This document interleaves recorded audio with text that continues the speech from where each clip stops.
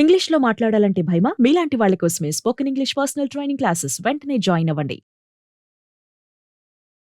నమస్తే, welcome to Suman TV. ప్రస్తుతం మనతో పాటు ఉన్నారు realtor oxygen founder Nandi Rameshwar Rao గారు. సార్తో మాట్లాడదాం. నమస్తే సార్. నమస్తే. సార్, హైదరాబాద్లో రెంట్ హౌసెస్కి డిమాండ్ బాగా పెరిగిపోయింది. చాలామంది హైదరాబాద్లో వలసదారులు ఎక్కువ ఉంటారు. పిల్లల చదువుల కోసమనో లేదంటే ఉద్యోగరీత్యా అని ఇక్కడికి వచ్చిన వాళ్ళు ఉంటారు కదా, వాళ్ళందరికీ కూడా ఇప్పుడు రెంట్ అనేది ఒక పెద్ద టార్గెట్ అయిపోయింది. ఓనర్స్ కూడా అలానే ఉన్నారు. రెంట్ల మీద రెంట్లు బాగా పెంచేస్తున్నారు. గతంలో చూసుకుంటే సంవత్సరానికి ఒకసారి పెంచడం జరిగేది. ఇప్పుడు చూస్తే ఏటా 2 సార్లు పెంచుతున్నారు రెంట్ కూడా. మరి దీని మీద ఏం చెప్తారు మీరు? రెంట్లు అనేది అదొక బిజినెస్ అయిపోయిందండి. ఎందుకంటే హైదరాబాద్కి ప్రస్తుతానికి సంవత్సరానికి లక్షల్లో వలసలు జరుగుతున్నాయి, మైగ్రేట్ అయిపోతున్నారు. ఎందుకంటే Hyderabad is a place in entire country, livable city, usable city, calm city, no natural calamities, cost of living is very cheap, culture of people is very good, and infrastructure, there's no end, there's no limit. సీట్లో ఏ CM ఉన్నా ఏ party ఉన్నా real ఎస్టేట్గా అద్దు లేదు. So rental income అనేది ఇప్పుడు చాలామందికి passion ఏంటంటే, ఒకప్పుడు ఇల్లు కొనుక్కోవడం ప్యాషన్, ఇప్పుడు ఇల్లు కొనుక్కొని సెకండ్ హౌస్ థర్డ్ హౌస్ కొనుక్కొని రెంటల్ ఇన్కమ్ కోసం కొనుక్కుంటున్నారు. ఆదాయం వస్తుంది కాబట్టి కన్సిస్టెంట్. ఒక పక్క ప్రాపర్టీ ల్యాండ్ రేట్ అప్రిషియేట్ అవుతుంటుంది, ఒక పక్క రెంట్ వస్తుంటుంది. కోర్స్ కొన్ని మెయింటెనెన్స్ 10 సంవత్సరాలు మెయింటెనెన్స్ ఇష్యూస్ ఉంటాయి, అది మైనర్, కొద్ది డబ్బులు పోతాయి రెంట్లో. 1 month రెంట్ మెయింటెనెన్స్కి వచ్చినట్టు అయిపోతుంది. సో ట్రెండ్ అయిపోయింది కాబట్టి ప్రతి ఒక్కడు అంటే ఇప్పుడు అది చెప్పొచ్చలేదు. ఇప్పుడు అందరూ second wave third wave famous అయిపోయింది, కరెక్ట్ కాదు. బట్ అట్లా సెకండ్ హౌస్ థర్డ్ హౌస్ అంటే డబ్బులు ఉంటే ఇంకెక్కడో పెట్టుకునే ఇల్లు పెట్టుకుంటూ ఉండడం, కావాల్సినప్పుడు ఉండొచ్చు, లేనప్పుడు అద్దెకి ఇవ్వచ్చు. అప్పుడు ఏమవుతుంది, ఆ ట్రెండ్లో మా ఫ్రెండ్ కొన్నాడు, మా బాబాయ్ కొన్నాడు, నేను కొన్నా, మా చెల్లి అంటే ఒకరు చూసి ఒకరు కొనుక్కుంటారు. చాలామంది చూసుకుంటే లేడీస్తో వాళ్ళ ఇంట్లో పెద్ద టీవీ ఉంది, నువ్వు వాడు క్లాస్మేట్స్ మా ఇంట్లో చిన్న టీవీ ఎందుకు, ఏ టీవీ అయినా బొమ్మ కనిపిస్తుంది కదా. బట్ మనం ఎలా కంపేర్ చేసుకుంటే అక్కడ బెంచ్ గారు ఉంది, నువ్వు మారుతి అది ఆయన ఫేటు, ఇది ఈయన ఫేటు, లేదా మీ ఫేటు. సో అది మనం కంపేర్ చేయకూడదు. ఎప్పుడు కంపేర్ చేసాం పిల్లలు కూడా అప్పుడు బాగా హర్ట్ అవుతారు. Never compare. సో ఇక్కడ వచ్చేసరికి అంటే రెంట్లు ఒకప్పుడు మనకి హైదరాబాద్లో 2 నెలలు అడ్వాన్స్ ఉండేది, ఇప్పుడు 3 నెలలు 4 నెలలు, కమర్షియల్ అయితే 6 నెలలు 1 year కూడా అడుగుతున్నారు. బెంగళూరులో రెసిడెన్షియల్ కూడా 1 year, హైలీ ఇంపాసిబుల్. అంటే 50,000 అంటే తీసుకుంటే 6 లక్షలు ముందు కట్టాలి, 12 నెలలు 1 year అడ్వాన్స్. అది అందుకని చాలా టఫ్ అవుతుంది బెంగళూరు. ఇప్పుడు మన ఇండియా వాళ్ళు కూడా దేవర్ సర్చింగ్ ఫర్ సెకండ్ క్యాపిటల్. ఇనీషియల్గా హైదరాబాద్ అనుకున్నారు సెకండ్ క్యాపిటల్, ఎందుకంటే హైదరాబాద్ అన్ని రకాల ఫెసిలిటీస్ కానీ, ఇన్ఫ్రాస్ట్రక్చర్ కానీ, రోడ్ కానీ అన్నీ ఉన్నాయి, టెంపరేచర్ కానీ. ఎందుకంటే ఢిల్లీలో పొల్యూషన్ ఎక్కువైపోయింది. నిన్న చూస్తే రోజు కూడా వార్తలు వస్తున్నాయి, పొల్యూషన్ వల్ల చాలా ఇబ్బంది పడుతుంది మొత్తం city. People are not interested to drive down to Delhi. So అన్నీ హైదరాబాద్ అనుకున్నారు. ఇప్పుడు లేటెస్ట్ నాకు మొన్న న్యూస్లో చూసినట్టే హైదరాబాద్ కూడా అమరావతిని చేద్దాం అనుకుంటున్నారు క్యాపిటల్. అప్పుడు హైదరాబాద్ యూనియన్ టెరిటరీ, ఏదోటి అవ్వాలి. ఇప్పుడు హైదరాబాద్ ఏదోటి చేయాలి. ఉన్న సిటీలో as of now Hyderabad is best after India. Mumbai ఒక problem, Bengaluru traffic problem, Chennai sea problem, అట్లా ప్రతి ప్లేస్కి ఒక ఉంది. ఇక్కడ మాత్రం హైదరాబాద్ ఆ ఛాన్స్లు ఏమి లేవు. బట్ ఇప్పుడు కానీ హైదరాబాద్ని capital, main capital, first second capital అన్నారు, ఇప్పుడు మెయిన్ క్యాపిటల్ అంటున్నారు. చేస్తే మాత్రం ఇది కూడా ఢిల్లీకి నెక్స్ట్ వెళ్ళిపోతుంది. పొల్యూషన్ ఆల్రెడీ పొల్యూషన్, ఇంకా పాపులేషన్ బాగా పెరిగింది హైదరాబాద్. సో రెంటల్ ఇన్కమ్ ఏమవుతుందంటే ఇట్స్ గుడ్, పెద్ద ఎక్కువ రిటర్న్స్ అవ్వవు. రెసిడెన్షియల్ రెంటల్లో అయితే మీకు 2.5 to 3% వస్తుంది, బట్ అసెట్ వాల్యూ పెరుగుతుంది, రైట్. అదేవిధంగా కమర్షియల్ పోతే 6 to 7%. మేము ఒక 20 years ముందు పోతే ఆల్మోస్ట్ 13-14% రిటర్న్స్ ఉండేవి రెంటల్. కానీ ఇప్పుడు కాంపిటీషన్ పెరిగిపోయి, అవైలబిలిటీ పెరిగిపోయి ఆ 12%, 10% కాస్త 6-7%కి వచ్చేసింది. Even then it's standard guaranteed income. అంట్లెస్ ఇప్పుడు జనరల్గా ఎస్పెషల్లీ కమర్షియల్లో లాంగ్ టర్మ్ అటు స్కూల్ కానీ, కాలేజ్ కానీ, హాస్పిటల్ ఇలాంటి ఎస్పెషల్లీ హోటల్స్ కానీ చూసుకుంటే దే టేక్ 10, 20, 30 years. అదే గవర్నమెంట్ కంపెనీ దొరుకుతుంది, బ్యాంకులు దొరికితే ఇంకా 30 సంవత్సరాలు సైన్ చేస్తారు. అంటే 600 అయినా 106 అయినా ఫస్ట్ తారీఖు మన రెంట్ పడిపోతుంది.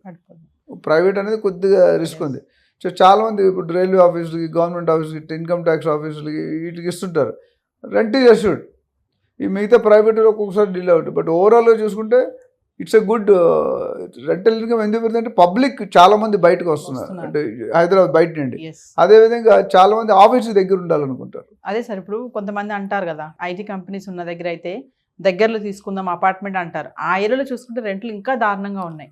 ఎందుకంటే ఇయర్కి ఒకప్పుడు 2-3% పెంచేవారు ఇయర్కి. ఇప్పుడు ఆల్మోస్ట్ మోర్ దెన్ 10-12% పెంచేస్తున్నారు ఇయర్కి. Rents. కొంతమంది ఒకసారి పెంచుతున్నారు, కొంతమంది 2 సార్లు. యాక్చువల్లీ నా ప్రకారం ఇయర్కి ఒకసారే పెంచాలి. బట్ ఆ డిమాండ్ బట్టి కొంతమంది 2 సార్లు పెంచే అవకాశం ఉన్నాయి, ట్యాక్స్లు పెరిగినా ఏది పెరిగినా. Yes. సో ఓవరాల్గా చూసుకుంటే ఇండస్ట్రీ ఎక్కడైతే ఐటీ ఇండస్ట్రీ ఎక్కువ ఉందో అక్కడే వాళ్ళే రెంట్ తీసుకుంటారు చాలామంది. సో వాళ్ళు అందరూ కూడా ఉన్న ఇల్లులు తక్కువ, జనం ఎక్కువ. సో ఎవరు ఎక్కువ డబ్బులు ఇస్తే వాడికి వస్తుంది. అంతే. సో ఓవరాల్గా మీరు చూసుకుంటే దగ్గర ఇండస్ట్రీ దగ్గర ఇప్పుడు 2-3 కిలోమీటర్లు ఉంటే చాలామంది వాకబుల్ ఉంటే ఇంకా మంచిది అనుకుంటారు. అవును. ఇప్పుడు కోకాపేటలో ఫ్లాట్ 20,000-15,000 చెప్తున్నారు ఒక అడుగు. ఎంతమంది కొనుక్కోగలరు? Yes. రెంట్ అంటే నాకు తెలిసి 40,000-50,000 తక్కువ ఒక ఫ్లాట్ దొరకదు. 3 బెడ్రూమ్ ఫ్లాట్ మీరు తీసుకుంటే Yes. Minimum 40,000-50,000 to 1 lakh 1.5 lakhs కూడా ఉన్నాయి, depending on the areas. Independent house అయితే మీకు చెప్పక్కర్లేదు. 2-3 ఇప్పుడు జూబ్లీస్లో ఏది కూడా 3-4 లక్షలు ఇండిపెండెంట్ హౌస్ దొరకదు రెంట్కి. ఇండిపెండెంట్ హౌస్ అంటే పార్కింగ్ ఉంటుంది బాగా. అపార్ట్మెంట్లో ఏంటి ఒక ఫ్లాట్కి ఒకటో maximum 2, each parking 5 to 10 lakhs తీసుకుంటారు ఎక్స్ట్రా. బంజారాస్లో అయితే మాత్రం ఎందుకంటే ఆ పార్కింగ్ రోడ్డు మీద పెడితే పోలీసులు కెమెరా Yes. ఫోటో తీసి బిల్లు పంపించి, ఇంతకుముందు కార్లు ఆపడాలి సైలెంట్ పంపించేసినాడు, కట్టకపోతే నెక్స్ట్ టైం చెకింగ్ అయినాడు ఆపేస్తున్నాడు. అంటే సార్ ఇప్పుడు డెవలపింగ్ ఏరియాస్ ఏవైతే ఉంటాయో అక్కడ కూడా బాగా పెరుగుతున్నాయి అంటే ఏం చెప్తారు సార్?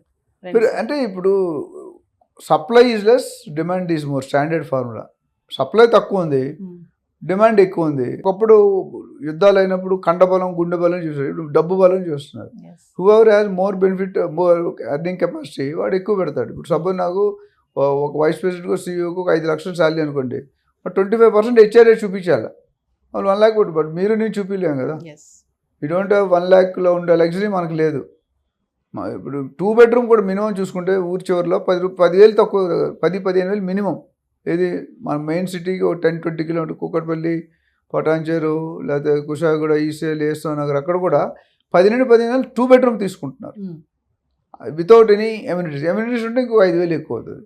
Yes. సో యావరేజ్ చూసుకుంటే 1 crore ఇన్వెస్ట్మెంట్ ఫ్లాట్ కొనుక్కుంటే మీకు 20,000-25,000 రెంట్ వస్తుంది. Rent అందుకనే వస్తుంది. 2.5-3% అన్న.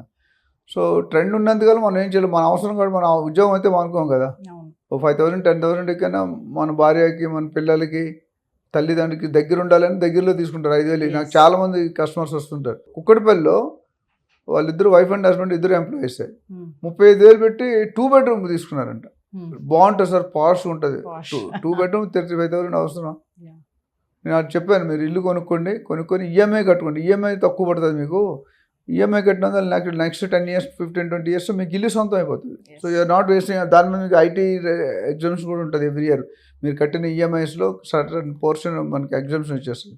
అని చాలామంది అట్లా కన్వర్ట్ చేయాలి. ఎందుకంటే ఓనర్స్ కూడా సెల్లర్స్ అయితే కొండ ఎక్కిపోయారు, కోకాపేట 100 కోట్లు అయిన తర్వాత ఇప్పుడు టెనెంట్స్ కూడా కట్టలేకపోతున్నారు. ఓనర్స్ కూడా బేక్ చేస్తున్నారు రేట్లు. ఆ ఏరియాలో మంచిగా ఉందనుకోండి, Yes.